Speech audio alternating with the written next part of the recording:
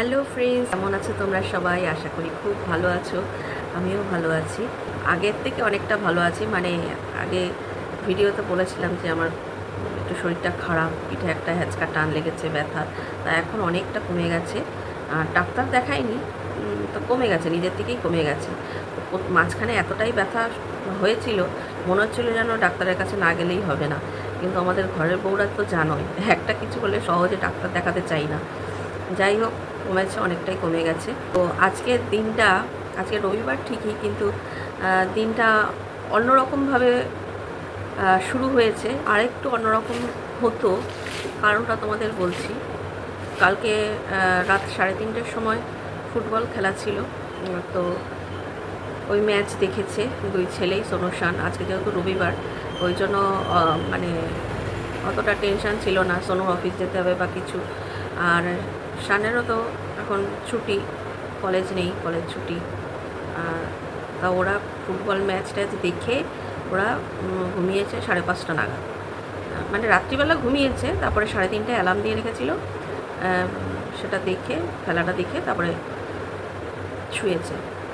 তো যাই হোক, তো আজকে শানের বাড়িতে থাকার কথা ছিল না, আজকে ওর অন্য জায়গায় যাওয়ার কথা ছিল। মানে কিছুদিন আগে, বেশ কিছুদিন আগে ও একটা চাকরির জন্য অ্যাপ্লাই করেছিল। তা ওখান থেকে ওর মানে মেসেজ আসে যে পরীক্ষা দিতে যেতে হবে, কিন্তু জায়গাটা অনেকটাই দূর, মানে সেই উড়িষ্যার কটকে। তা সেইখানে যাবে যে, তার জন্য আগের থেকে গাড়ি বুক করা, গাড়ি 3-4 দিন ধরে ওরা বুক করছে। ওরা বলতে শানও বুক করছে একদিকে, আর শানের সঙ্গে যেতে বলেছিল আমার ভাইকে, মানে ওর মামাকে, শানের মামাকে। তো ওর মামা বললো ঠিক আছে আমি যাব। ওর মামাও একদিকে বুক করছে, ও একদিকে বুক করছে, কিন্তু যতই বুক করছে আবার ক্যান্সেল হয়ে যাচ্ছে, মানে ওয়েটিং লিস্টে থেকে থেকে আবার ক্যান্সেল হয়ে যাচ্ছে। তো গাড়ি বুক হয়নি শেষ পর্যন্ত। বললাম তাহলে কি করা যায়, গাড়ি তো বুক হচ্ছে না, আর বাসেও যেতে অনেকটা টাইম লেগে যাবে। আর বাস, ভাই বলল, আমার মাও বললো যে বাস তো হাইওয়ে দিয়ে যায়, সেরকম একটা মানে ঠিকঠাক হয় না, মানে অনেক অ্যাক্সিডেন্ট হয়, এসব বাসে না যাওয়াই ভালো। তার থেকে ট্রেনেই ভালো, কিন্তু ট্রেনে তো বুক হচ্ছে না, কোনো এক্সপ্রেসই নিচ্ছে না। আর লোকাল ট্রেনে যাওয়া অসম্ভব ব্যাপার। কারণ আমার ভাই যখন আবার মানে চাকরি সূত্রেই বিহারে একবার গেছিলো, বলে আমি একবার লোকাল ট্রেনে এসেছি, মানে লোকের পাড়া খেতে খেতে আসতে হয়েছে, এতটাই ভিড় হয়, তো অসম্ভব যাওয়া। তা ওই জন্য মানে ট্রেনের টিকিট বুক করেও সেটা ক্যান্সেল হয়ে গেছে, মানে কি বলবো। যাই হোক, তো শান্ত এদিকে যাবে বলে সব কিছু মানে কাগজপত্র সব রেডি করে রেখেছে, যে যাবে যাবে, মানে সোমবার আগামীকাল ওর পরীক্ষাটা ছিল। কিন্তু কি করবে, মানে গাড়ি বুক হচ্ছে না, যাবে কি করে। এই জন্য শেষ পর্যন্ত যাওয়ার হলো না। তা ওরও মনটা খারাপ, যেতে পারলো না, আর আমাদেরও মনটা একটু কচকচ করছিল, পরীক্ষাটা দিতে যেতে পারলো না। এতটাই দূর, কাছাকাছি হলে তাও হতো, অনেকটা দূর। ওই জন্য আজকেই ওর এখান থেকে, মানে আজকে বা আগামীকাল তো পরীক্ষা, গতকালই ওর যাওয়ার ডিসিশান ছিল, কিন্তু যাওয়ার হলো না। তা মাও বোঝালো, আমার মা, যে ঠিক আছে, একটা গেছে তো কী হয়েছে, আরও তো জীবনে এরকম অনেক পরীক্ষাই আসবে, তো সেগুলি দেবে। আর এখন তো ওরও পড়া শেষ হয়নি এখনও পর্যন্ত, পড়াশোনা করছে। তাহলে এত করিস না, যা হয়ে গেছে হয়ে গেছে। হ্যাঁ, ওই জন্য ওরও মনটা খারাপ ছিল। আর সোনু বললো ঠিক আছে চল, আমি জিমের দাদাদের সঙ্গে কথা বলেছি, কয়েকটা দাদা বলছে ঘুরতে যাবে, তুইও চল।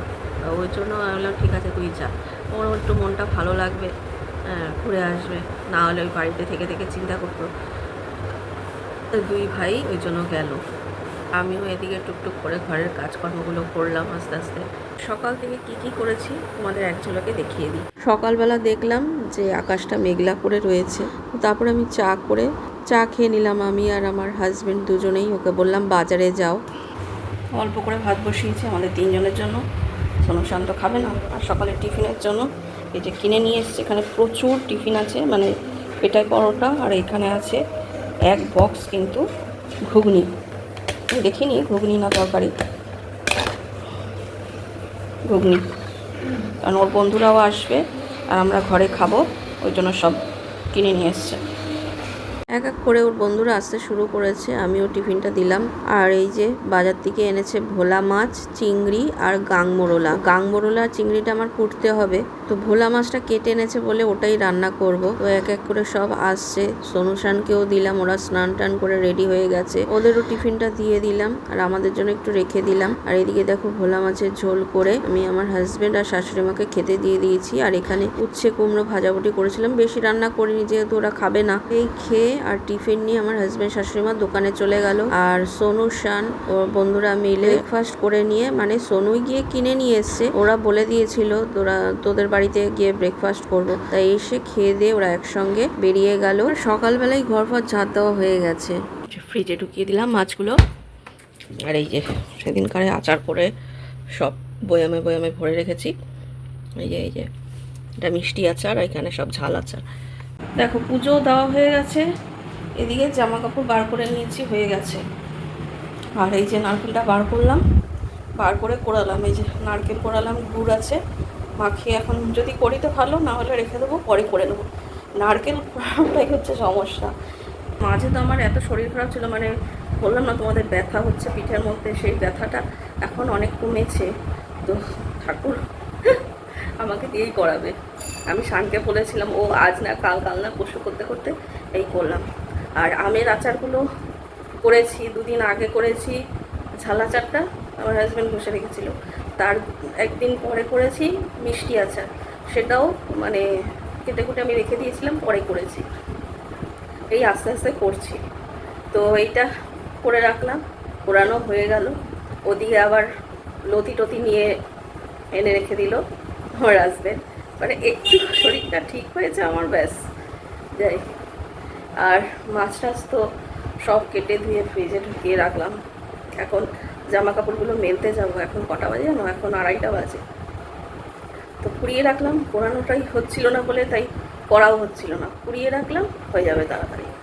ও ভাবলাম হয়ে গেছে যখন করেই যাই, ফেলে রেখে লাভ নেই, কারণ আজকে ওরা কেউ নেই বাড়িতে, আমার অতটা তাড়াও নেই যে খেতে দিতে হবে বা কিছু।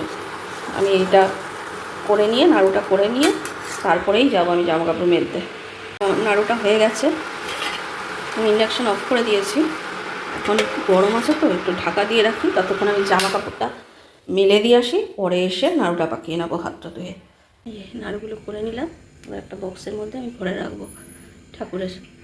তো রাতের জন্য আমি দেখো সাউথ ইন্ডিয়ান একটা আলুর তরকারি করলাম, যেটা কারি পাতা পাতা দিয়ে করেছি, আর এর সঙ্গে কয়েকটা রুটি করব। এই যে আমার ভাতও রয়েছে, কিন্তু অল্প কয়েকটা রুটি করব। সোনুশান আসলো 8টার সময়, ওরা মানে ঘুরে ঘুরে খেয়ে দিয়ে বলছে আমরা পেট ভরেই খেয়ে এসেছি, খিদে নেই, তাও 8টার সময় চলে এসছে, তো রাতের দিকে যদি একটু খিদে পায় তো খাবে, নাহলে খাবে না। তা তরকারি করলাম আর অল্প কয়েকটা রুটি করব। আর ভাত রয়েছে, মাছও রয়েছে, মাছটা আর কেউ খাবে না আজকে রাত্রে, মাছটা থাকবে। আর ভাত যদি সোনু একটু খায় খাবে, হাজবেন্ড যদি খায় বা শান যদি খায়, আমি যদি খাই, মানে মিলিয়ে চলি আর কি, খাবো।